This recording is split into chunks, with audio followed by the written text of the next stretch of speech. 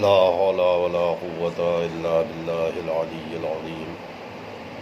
أعوذ بالله من الشيطان اللعين الرجيم. بسم الله الرحمن الرحيم. الحمد لله الذي خلقنا في أمته الذي فاز رتبته إلى قاب قوسين وأكرمنا بولاية وصيه الذي ردت له الشمس مرتين وشرفنا بحب الزهراء أم السبتين التي فضلت على نساء العالمين وجعلنا من الباكين على مصاب الحسن والحسين وتسعة من ذرية الحسين الذين من بكى على مصابهم رجها حسناته أعمال الثقلين وهم أئمة المشرقين وهداة المغربين صلوات الله عليهم ما دام طلوع النيرين. والصلاة والسلام على النبي الأمي مكي المدني القرشي الهاشمي الأبتهي النبي المسدد بشير المؤيد نذير الممجد المصطفى الأمجد المحمود الأحمدي أبي القاسم محمد. اللهم صل على وعلى أهل بيته الطيبين الطاهرين المعصومين المظلومين ولعنة الله على أعدائهم أجمعين من يومنا هذا إلى يوم الدين. أما بعد فقد قال الله في كتابه الحكيم وهو أصدق القائلين وقوله الحق. بسم الله الرحمن الرحيم. لن تنالوا البر حتى تنفقوا مما تحبون. عزیزان محترم و آزاداران مظلوم کربلا سید الشہداء حضرت ابا عبداللہ امام حسین علیہ السلام، پروردگار عالم مالک کونین مادر امام حسین جناب فاطمہ زہرا سلام اللہ علیہا کے صدقے اور طفیل میں ہماری اس کوشش کو اپنی بارگاہ میں درجہ قبولیت عطا کرے، اور جتنے بھی عزادار سننے والے ہیں پروردگار سب کو صحت و سلامتی عطا کرے، ان کی توفیقات و درجات میں بلندی عنایت کرے۔ پروردگار بحق محمد وآل محمد، خاص طور سے بانی مجلس ہمارے آصف بھائی، انہیں بھی صحت و سلامتی عطا کر، ان کی توفیقات و درجات میں بلندی عطا کر، انہیں ان کے گھر والوں کو آفات ارضی و سماوی سے محفوظ رکھ، ان کے رزق میں اضافہ فرما، توفیق دے اس عزاداری کے صدقے میں، اس ماہ محرم کے صدقے میں وہ بہتر سے بہتر انداز میں عزائے امام حسین برگزار کر کے بی بی کی بارگاہ میں ہدیہ پیش کر سکے۔ عزیزان محترم، میں نے کل کی مجلس میں آپ حضرات کے سامنے قرآن مجید کے ذریعے سے ایک سچائی کا راستہ پیش کیا تھا۔ میں نے زندگی کے دستورات بیان کیے تھے کہ اگر ہم یہ چاہتے ہیں کہ ہماری زندگی صحیح راستے کے اوپر گامزن ہو، اگر ہم یہ چاہتے ہیں کہ ہم واقعاً اپنی زندگی کو ٹھیک گزاریں، تو ضرورت ہے کہ ہم قرآن مجید سے سہارا لیں، اس سے دستور قرآن مجید سے لیں تاکہ ہماری زندگی صحیح راستے کے اوپر گامزن ہو۔ میں نے کل کی مجلس میں اشارے کیے تھے قرآن مجید کی آیات کے ذریعے سے کہ قرآن مجید کہتا ہے کہ اگر تم چاہتے ہو کہ تمہارے چلنے کے اوپر کنٹرول ہو تو قرآن نے راستہ معین کیا ہے، تمہاری آواز کے اوپر کنٹرول ہو، تمہارے کانوں کے اوپر کنٹرول ہو، تمہاری نگاہوں کے اوپر کنٹرول ہو، تمہاری غذا کے اوپر کنٹرول ہونا چاہیے، تمہاری زبان کے اوپر کنٹرول ہونا چاہیے۔ اگر یہ ساری چیزیں تمہارے کنٹرول میں نہیں ہیں، قرآن نے راستہ بتایا ہے کہ کنٹرول کرنے کا راستہ کیا ہے، کس طریقے سے آپ اپنی زبان کو، اپنی نگاہوں کو، اپنے کانوں کو کنٹرول کریں گے۔ بلکہ خود اپنی محفلوں کو کنٹرول کرو، یعنی تم اگر کسی دوستوں کے ساتھ بیٹھے ہو، اگر تم احباب کے ساتھ بیٹھے ہو، رشتہ داروں کے ساتھ بیٹھے ہو، کسی بزم میں بیٹھے ہو، تو تم وہاں کے اوپر کون سی گفتگو کرنا ہے، کس طریقے کی گفتگو کرنا ہے. محفل تمہاری کنٹرول ہونی چاہیے. ایسا نہ ہو کہ تم نے لوگوں کو جمع تو کر لیا ہے مگر وہ لوگ بجائے اس کے کہ ذکر اہل بیت کریں، بجائے اس کے کہ ذکر امام حسین کریں، بجائے اس کے کہ وہاں کے اوپر شرعی احکامات کا تذکرہ ہو، دین کا تذکرہ ہو، احکامات کا تذکرہ ہو، مثلا وہاں کے اوپر غیبت کرنے لگے. لہذا کنٹرول ہونی چاہیے. تو جس طریقے سے میں نے قرآن مجید کے ذریعے سے دستورات حیات آپ کے سامنے کل کی مجلس میں پیش کیے تھے، میں آج کی مجلس میں بھی 2-3 مشکلیں ہیں جنہیں قرآن مجید کے ذریعے سے حل کر کے آپ کے سامنے پیش کر دینا چاہتا ہوں. اور دیکھیے بہت زیادہ مشکل نہیں ہے، ہماری زندگی کی 2-3 بڑی مشکلیں ہیں. اگر ہم اپنی پوری زندگی کے اوپر توجہ کریں تو 2-3 مشکلوں سے زیادہ ہماری زندگی کے اندر مشکل نہیں ہے. لہذا ان مشکلوں کا راہ حل موجود ہے، اور وہ بھی احادیث کے ذریعے نہیں، روایات کے ذریعے نہیں، بلکہ خود قرآن مجید کے ذریعے سے ان مشکلوں کا حل قرآن مجید نے پیش کیا. لہذا میری گفتگو کے اوپر آپ کی توجہ یقیناً مومنین اپنی سماعتوں کو متوجہ کریں گے اس چیز کی طرف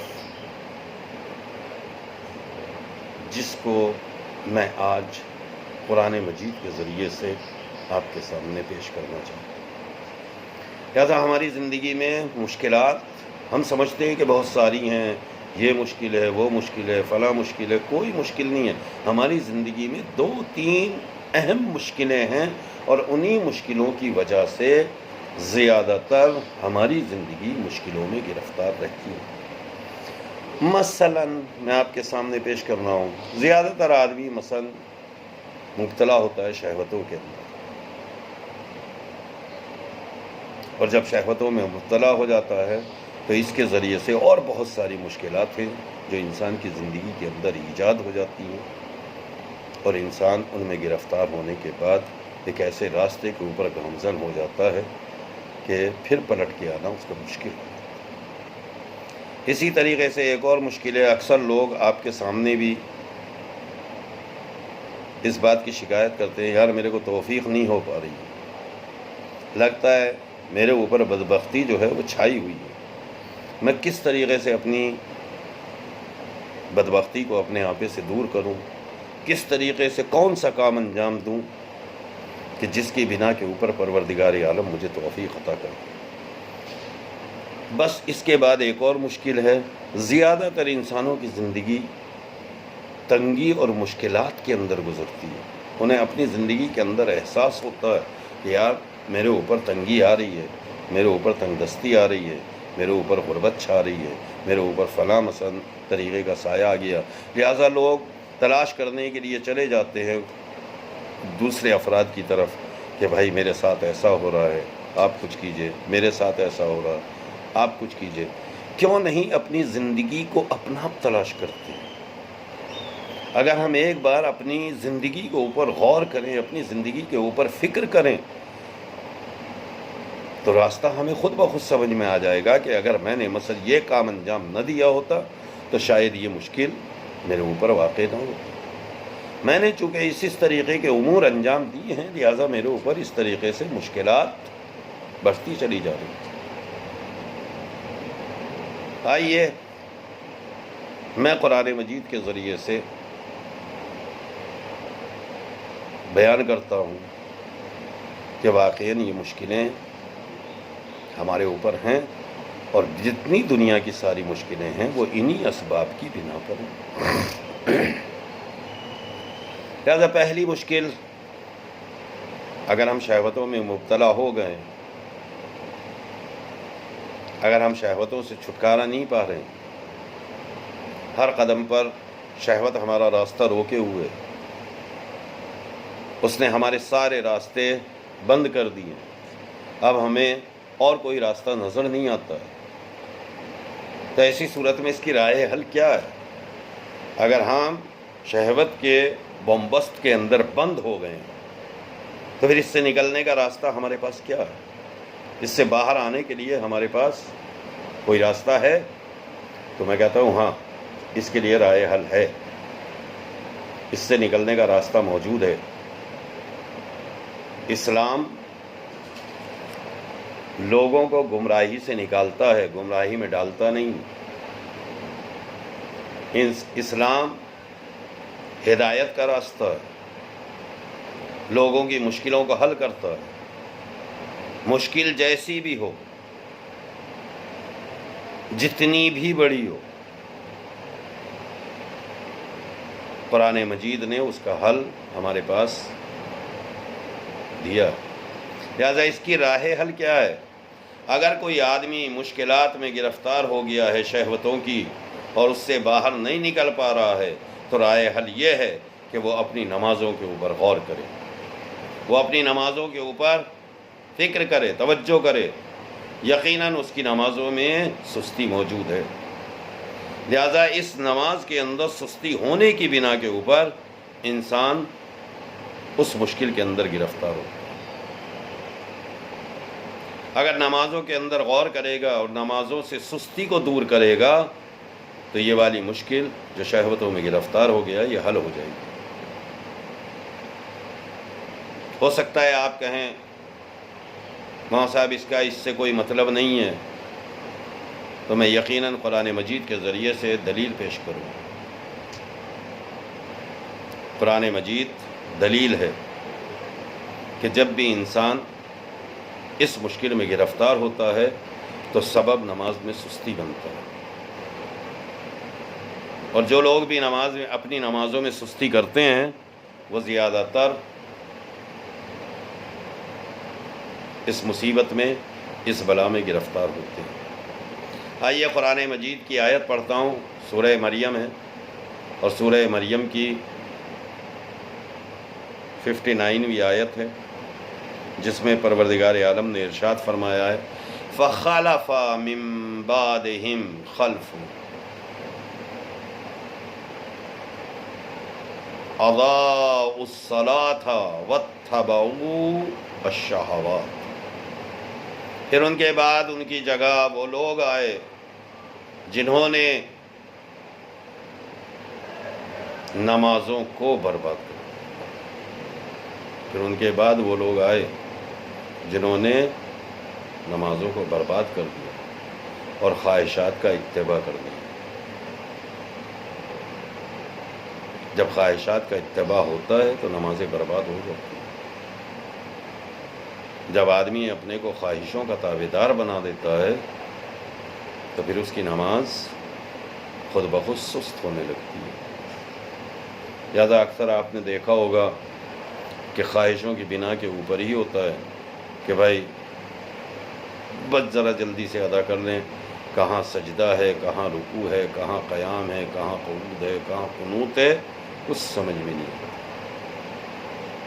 بس کسی صورت، لہذا ایسی نماز اسی لیے انسان کو فائدہ نہیں پہنچاتی۔ اس نماز سے انسان کو وہ چیز حاصل نہیں ہوتی معنوی اعتبار سے جو پروردگار عالم نے اس کے لیے بطور تحفہ رکھی ہے کہ اگر تم یہ کام انجام دو گے تو ہم تمہیں یہ چیز عطا فرمائیں گے۔ لہذا اس کی نماز سست ہے، اور یہ میرا اپنا کہنا نہیں ہے، قرآن مجید ہے۔ میں نے سورہ مریم آپ کے سامنے سورہ مریم کی آیت کی تلاوت کی۔ فَخَلَفَ مِن بَعْدِهِمْ خَلْفٌ أَضَاعُوا الصَّلَاةَ، جنہوں نے نماز کو برباد کر دیا ہے، تباہ کر دیا ہے۔ وَاتَّبَعُوا الشَّهَوَاتِ، اور شہوتوں کے تابعدار بن گئے۔ اپنی شہوتوں کا انہوں نے جو ہے اتباع کر دیا، شہوتوں کے فرمان۔ میرے عزیزوں، میں اس سے زیادہ تشریح نہیں کروں گا چونکہ میرا وقت محدود رہتا ہے، لہذا اسی محدود وقت میں کم جملوں کے ساتھ آپ کے سامنے بات پہنچانا چاہتا ہوں۔ تو ایک مرحلہ اگر کوئی آدمی شہوتوں میں گرفتار ہے تو اسے چاہیے کہ اپنی نمازوں پہ تجدید نظر کرے۔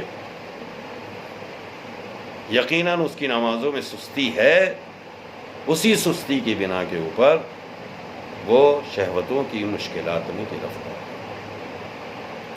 دوسرا مرحلہ جو ہماری زندگی میں عام ہے وہ ہے عدم توفیق۔ آدمی کو احساس ہوتا ہے بدبختی کا، میرا نصیب ٹھیک نہیں ہے، میری قسمت صحیح نہیں ہے، میرے کو پروردگار توفیق نہیں دے رہا، مجھے کسی بھی طریقے سے توفیق نہیں مل رہی ہے۔ تو اگر کوئی عدم توفیق کا شکار ہو گیا ہے، اگر کسی کو اپنی بدبختی کا شکار ہو رہا ہے، بد نصیبی کا احساس ہو رہا ہے، تو رائے حل کیا ہے؟ کیا کریں؟ دنیا کے بازاروں میں جا کے حل تلاش کریں، حکومتوں کے درباروں میں جا کے حل تلاش کریں؟ جی نہیں، آپ کو بڑے بڑے سفر کرنے کی ضرورت نہیں ہے، آپ کو اپنی جیب سے کچھ خرچ کرنے کی ضرورت نہیں ہے۔ ایک بار آرام سے فکر کرو کہ کہیں نہ کہیں میرے ہی عمل کی بنیاد کے اوپر میں اس مشکل کے اندر گرفتار ہو گیا۔ لہذا رائے حل کیا ہے؟ اگر کسی کو بدبختی کا احساس ہو تو رائے حل میں بتا رہا ہوں۔ اگر کسی بھی انسان کو کبھی بھی بدبختی اور بد نصیبی کا احساس ہو، اسے یہ احساس ہو کہ مجھے توفیق نہیں مل رہی ہے، میں عدم توفیق میں گرفتار ہو گیا ہوں، تو اسے چاہیے کہ اپنی والدہ کے ساتھ اپنا رابطہ صحیح کرے، چونکہ اس کی ماں کے ساتھ رابطہ صحیح نہیں ہے، اسی بنا کے اوپر اللہ نے عدم توفیق میں، بدبختی میں اسے مبتلا کر دیا۔ لہذا ماں کے ساتھ آپ کا سلوک کیسا ہے، اس کے بارے میں تجدید نظر کرو۔ کہیں ایسا تو نہیں ہے کہ تمہاری ماں تم سے خوش نہ ہو، تمہاری ماں تم سے راضی نہ ہو، اس لیے کہ جنت تو اسی ماں کے پیر کے نیچے ہے۔ الجنت و تحت اقدام الامہات۔ جب وہی ناراض ہے تو بدبختی تو آئے گی، بد نصیبی تو آئے گی۔ اگر وہ راضی نہیں ہو رہی ہے، زبردستی آپ کے ساتھ ہے، لہذا عدم توفیق کا سب سے بڑا سبب ماں کے ساتھ حسن سلوک نہ ہونا۔ دلیل میں قرآن مجید سے دے رہا ہوں، دلیل ہے قرآن مجید ارشاد فرماتا ہے، پھر پڑھیے سورہ مریم ہی، اس کی 32ویں آیت ہے۔ قرآن مجید کہتا ہے وَبِرًّا بِوَالِدَتِي وَلَمْ يَجْعَلْنِي جَبَّارًا شَقِيًّا۔ میں اپنی والدہ کے ساتھ حسن سلوک، اور مجھے اپنی والدہ کے ساتھ حسن سلوک کرنے والا بنا، مجھے اپنی والدہ کے ساتھ حسن سلوک کرنے والا بنایا، اور ظالم و بد نصیب نہیں بنایا۔ یعنی ماں کے ساتھ حسن سلوک کرنا ہی نصیب کی بلندی ہے۔ ماں کے ساتھ اچھا سلوک انسان کو بلند قسمت والا بناتا ہے، اور ماں کے ساتھ بدسلوکی انسان کی بد نصیبی کا سبب بنتی ہے، انسان کی بدقسمتی کا سبب بنتی ہے۔ قرآن مجید کہہ رہا ہے ذالک الکتاب لا ریب فیہ، اس کتاب میں کوئی شک نہیں ہے۔ اگر کوئی شک کرتا ہے تو وہ خود مسلمان نہیں ہے۔ قرآن مجید شک کے دائروں سے الگ ہے۔ جیسا قرآن کہہ رہا ہے وَبِرًّا بِوَالِدَتِي، چونکہ میں نے اپنی ماں کے ساتھ نیک سلوک کیا، ماں کے ساتھ میں نے حسن سلوک کیا ہے، اسی لیے پروردگار عالم نے وَلَمْ يَجْعَلْنِي جَبَّارًا شَقِيًّا، مجھے بد نصیب اور ظالم نہیں بنایا۔ لہذا ظالم ہے، یہ ظلم بھی ماں سے بدسلوکی کا سبب ہے، بد نصیبی ماں سے بدسلوکی کا سبب۔ ایک اور زندگی کے اندر جو سب سے بڑی مشکل ہے وہ ہے اگر ہماری زندگی تنگ ہوتی چلی جائے، ہمیں اپنی زندگی کے اندر مشکلات کا احساس ہو رہا ہے، یہ بھی مشکل وہ بھی مشکل، یہ کروں تو وہ مشکل، وہ کروں تو وہ مشکل، میں بار بار مشکلوں کے اندر گرفتار ہوتا چلا جا رہا ہوں، مجھے مشکلیں میرا ساتھ نہیں چھوڑ رہی ہیں، مجھ سے جدا نہیں ہو رہی ہیں۔ تو ایسی صورت میں رائے حل کیا ہے؟ راستہ کیا ہے کہ میں مشکلوں سے نکل جاؤں؟ راستہ کیا ہے کہ مشکلیں میرے آڑے نہ آئیں، میرا راستہ نہ روکیں؟ تو اس کی رائے حل یہ ہے کہ تمہارا قرآن سے رابطہ صحیح نہیں ہے، اسی لیے تمہیں تنگیوں نے گھیر لیا، اسی لیے تمہیں تنگ دستی کی مشکلوں نے گھیر لیا، چونکہ تم قرآن مجید سے رابطہ نہیں رکھتے، قرآن مجید کے ساتھ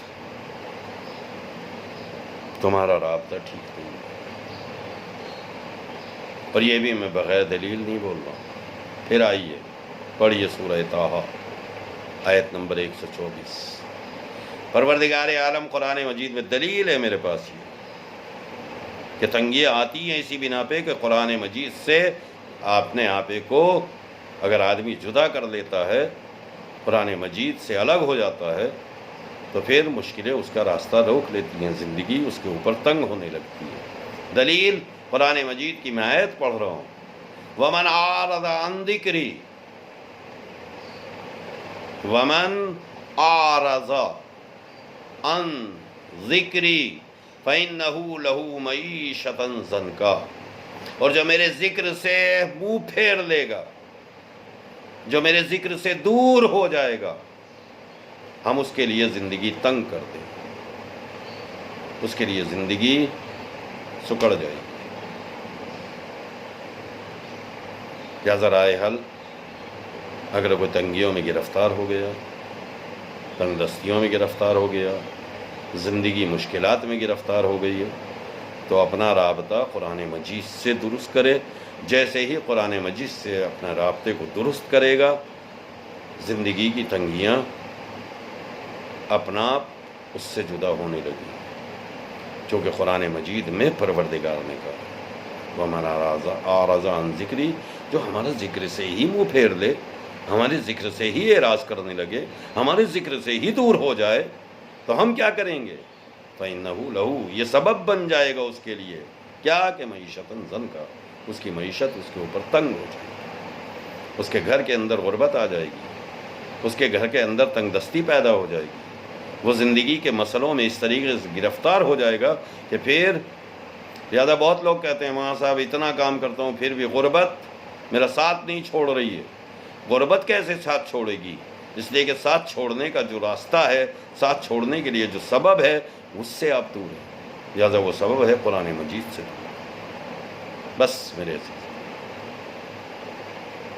ہم آسانیاں ہوتے ہوئے قرآن نہیں پڑھ پا رہے،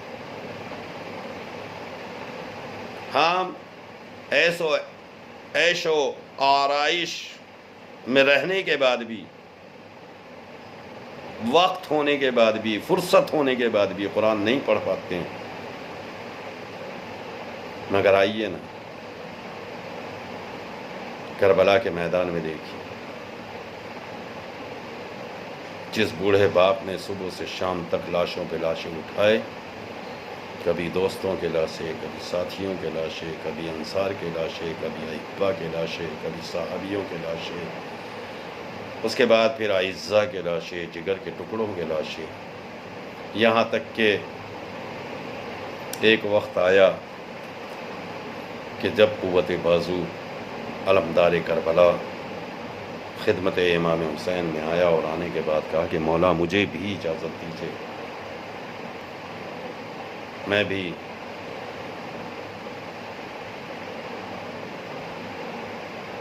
آپ کے قدموں میں اپنی جان کو قربان کر دینا چاہتا ہوں۔ امام حسین نے کہا کہ بھائی تم تو میرے لشکر کے علم بردار ہو، میں تمہیں کیسی اجازت؟ بس جیسے ہی جناب عباس نے یہ سنا کہ مولا کہہ رہے ہیں کہ تم میرے لشکر کے علمبردار ہو، قسم خدا کی کلیجہ پھٹ جائے جو جناب عباس کے دل کے اوپر گزری ہوگی۔ کہا مولا وہ لشکر ہی کہاں ہے جس کا میں علمبردار ہوں؟ مولا جہاں لشکر چلا گیا ہے مجھے بھی وہیں جانے کی اجازت دے دیجئے۔ مگر پھر بھی تاریخ کہتی ہے کہ امام حسین نے اجازت نہ دی۔ عباس سر کو جھکائے ہوئے اپنے خیمے کی طرف بڑھ رہے تھے کہ یکایک ایک خیال آیا، کوئی ایک آواز عباس کے کانوں سے ٹکرائی۔ در خیمے پر آ کر آواز دی، میری لال سکینہ تمہارا چچا تمہیں پکار رہا ہے۔ جناب سکینہ دوڑی ہوئی آئیں۔ جناب عباس نے ایک جملہ کہا، بیٹا ایک کام کرو، اپنا وہ سوکھا ہوا مشکیزہ بھی اٹھا لاؤ۔ عباس نے جناب سکینہ کو اپنی آغوش میں اٹھایا۔ سکینہ نے وہ چھوٹا سا مشکیزہ اپنے ننھے ہاتھوں میں لیا۔ ایک مرتبہ حسین کی خدمت کی طرف آگے بڑھے۔ حسین کی نگاہ پڑی، دیکھا کہ منظر بدلا ہوا ہے۔ عباس کی آغوش میں سکینہ ہے، سکینہ کی آغوش میں مشکیزہ ہے۔ بس ایک مرتبہ نگاہ ڈالتے ہی فرمایا، عباس سمجھ میں آ گیا کہ کیا چاہتے ہو۔ اور دوسرا جملہ جناب سکینہ سے کہا، سکینہ میں سمجھ گیا ہوں کہ چچا کو اجازت دلوانے آئی ہو، مگر میری لال سکینہ ایک بات یاد رکھنا کہ ابھی تو اجازت دلوا رہی ہو، مگر جیسے جیسے یہ دن تمام ہوگا ویسے ویسے تمہیں چچا یاد آئے گا۔ اے میری لال سکینہ ہر مشکل پہ چچا کو پکارو گی۔ بس عزیزو جناب عباس کو اجازت ملی۔ غازی نے ایک مرتبہ اپنے آپے کو آمادہ کیا، اپنے راہوار کے اوپر سوار ہوئے کہ میرا مولا حسین آگے بڑھا۔ آگے بڑھنے کے بعد کہا، میرے بھائی عباس ایک مرتبہ ذرا گھوڑے سے زمین پر آ جاؤ۔ تلوار دیکھی کہ بہادروں کو تلوار کی ضرورت نہیں ہوا کرتی ہے۔ عزیز و نیزہ جناب عباس سے تلوار لی، ایک ٹوٹا ہوا نیزہ عباس کے ہاتھوں میں دیا۔ اس کے بعد کہا، میرے غازی ذرا پرچم کو نیچا کرو۔ اب جو پرچم کو نیچا کیا لکھا ہوا تھا، نصر من اللہ و فتح قریب۔ حسین نے اپنے ہاتھوں سے لکھا، انا للہ و انا الیہ راجعون۔ لو غازی زینب کی ڈھارس، خیموں کا آسرا میدان کربلا کی طرف چلا۔ عزیز و جناب عباس دریا کے کنارے پہنچے، مشکیزے کو دریا سے بھرا۔ ایک مرتبہ اپنے راہوار کی طرف متوجہ ہوئے کہ اے میرے راہوار تو بھی پیاسا ہے، پانی پی لے۔ راہوار نے پانی کی طرف نہ دیکھا، رہوار تک نے پانی نہ پیا۔ غازی نے بھی ایک مرتبہ چلو میں پانی اٹھایا۔ دنیا سمجھ رہی تھی کہ غازی پانی پیے گا، مگر ایک مرتبہ تصویر سکینہ آئی، چلو کو واپس چھوڑا۔ عزیز و غازی نے مشکیزہ لیا، خیمہ گاہ کی طرف چلے۔ ابھی خیمہ گاہ کی طرف بڑھ رہے تھے کہ یکایک کسی ظالم نے ایک وار چھپ کے کیا۔ عباس کا ایک بازو قلم ہوا۔ اس کے بعد عباس نے دوسرے ہاتھ سے مشکیزہ کو سنبھالا، پھر آگے بڑھے، ایک اور وار ہوا، عباس کا دوسرا بازو بھی قلم ہو گیا۔ عزیزو ایک نیزہ سامنے سے آیا، ایک تیر سامنے سے آیا جس سے مشک سکینہ چھدی۔ عباس کی آس عزیزو یہیں کے اوپر ٹوٹنے لگی۔ اپنے راہوار کو واپس موڑا، چند پل گزرے تھے کہ ایک آواز آئی ہے، میرے مولا میری مدد کے لیے آ جائیے۔ لو ایک بھائی اپنے بھائی کے لیے نہر کی طرف۔ عزیزو جیسے ہی امام حسین چلے، تاریخ نے لکھا ہے کہ چلتے چلتے حسین زمین کربلا پہ جھکے۔ عزیزو جیسے ہی جھکے تو خالی ہاتھ تھے، مگر اب واپس اٹھے تو ایک بازو ہے جو سینے سے لگائے ہوئے ہیں۔ دوسری مرتبہ پھر جھکے، دوسرا بازو اٹھایا۔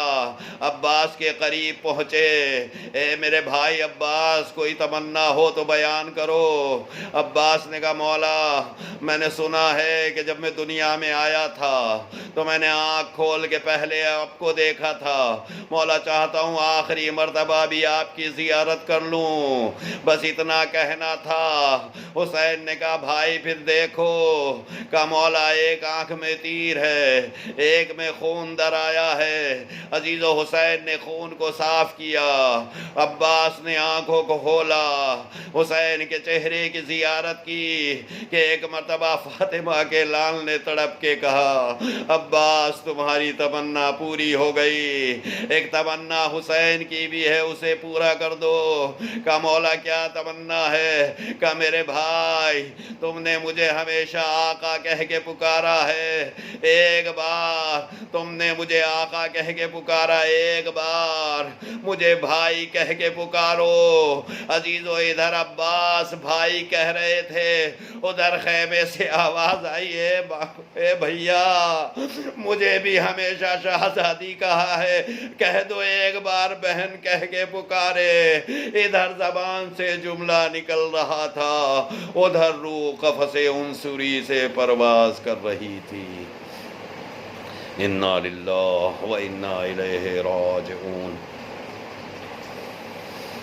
الہی بحق الزہراء و ابیہا و بالہا و بنیہا، پروردگار بحق محمد و آل محمد ہماری سزا کو قبول فرما لے، الہی حاضرین کی مرادوں کو پورا کر، پروردگار بحق محمد و آل محمد بے روزگاروں کو روزگار عطا کر، جو بیمار ہیں انہیں صحت کاملہ عاجلہ عطا کر، پروردگار بحق محمد و آل محمد بانی مجلس ہمارے آصف جاں بھائی کی دلی مرادوں کو پورا کر، پروردگار انہیں صحت و سلامتی عطا کر، توفیقات و درجات میں بلندی عنایت کر۔ اے میرے معبود بحق محمد و آل محمد ان کے رزق میں وسعت عطا فرما، انہیں ان کے گھر والوں کو تمام آفات ارضی و سماوی سے محفوظ رکھ، پروردگار بحق محمد و آل محمد کرونا وائرس جو اس دور میں چل رہا ہے پروردگار اس سے تمام عزاداروں کی حفاظت فرما، تمام مومنین کو محفوظ رکھ، پروردگار بحق محمد و آل محمد اس سے بہتر ہدیے کی توفیق عطا کر، امام کے ظہور میں تعجیل فرما، ہمیں ان کی ماتم حسین